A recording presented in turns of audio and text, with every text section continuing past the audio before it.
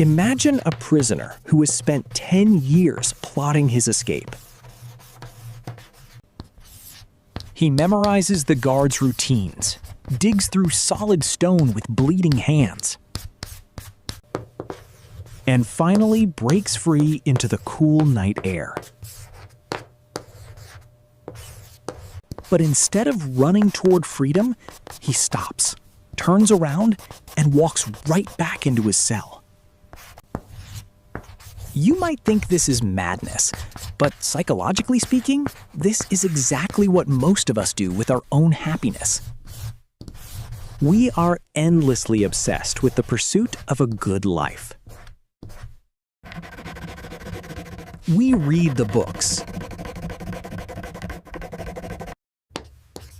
We chase the promotions.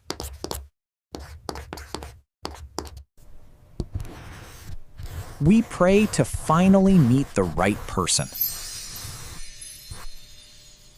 But there is a silent, almost invisible phenomenon that occurs the moment things finally start going our way.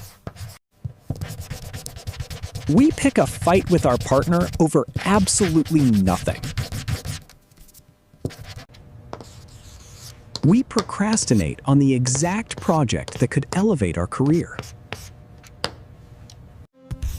We numb out with cheap distractions just as we start to feel a profound sense of peace. Why? Why do we spend years building a beautiful house only to secretly set it on fire the moment we move in? In the early 20th century, the founder of psychoanalysis, Sigmund Freud, noticed a disturbing pattern among his patients. He called it the negative therapeutic reaction. He observed that just as a patient was on the verge of a major psychological breakthrough, just as their chronic suffering began to lift, they would suddenly get worse. They would abandon treatment,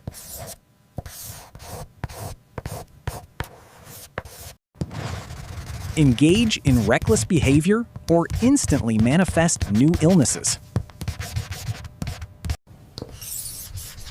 Freud realized a terrifying truth about human nature. We do not just fear failure, we are absolutely terrified of success.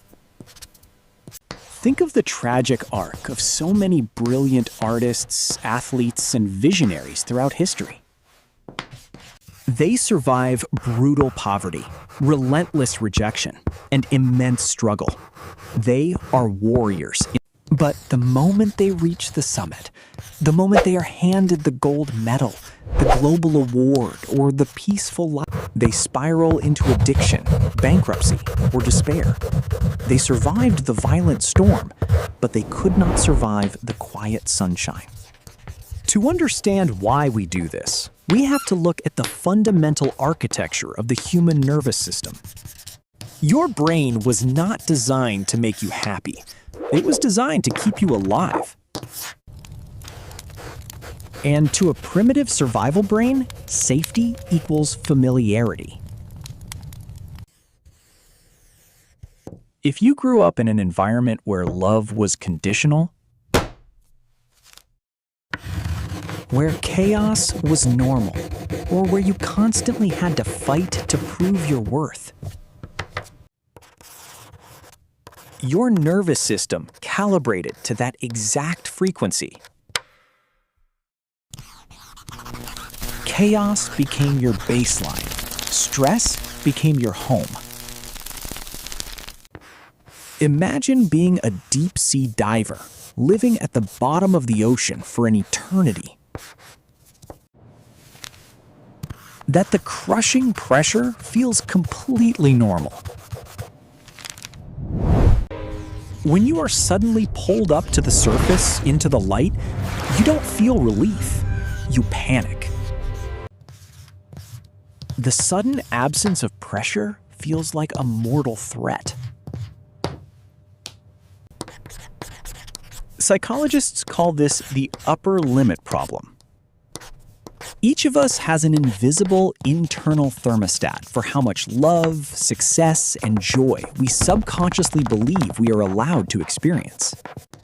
When life goes too well, we hit that upper limit. The subconscious mind sounds a blaring alarm.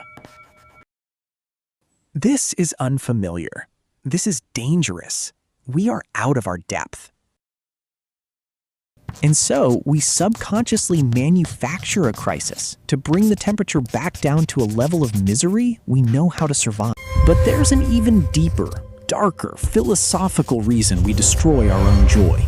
It is the agonizing fear of when you have nothing to lose. You are insulated by your own emptiness. But when you finally hold the very thing you have always wanted, the deeply loving relationship, the dream career, the quiet moment of profound inner peace, you are suddenly completely vulnerable. You are exposed to the terrifying possibility that it could all be. Happiness is like holding a fragile, beautiful bird in your hands. It is miraculous, but the anxiety that it might fly away, or that you might accidentally crush it, becomes overwhelming. So, to escape the agonizing suspense of potential loss, we subconsciously crush the bird ourselves.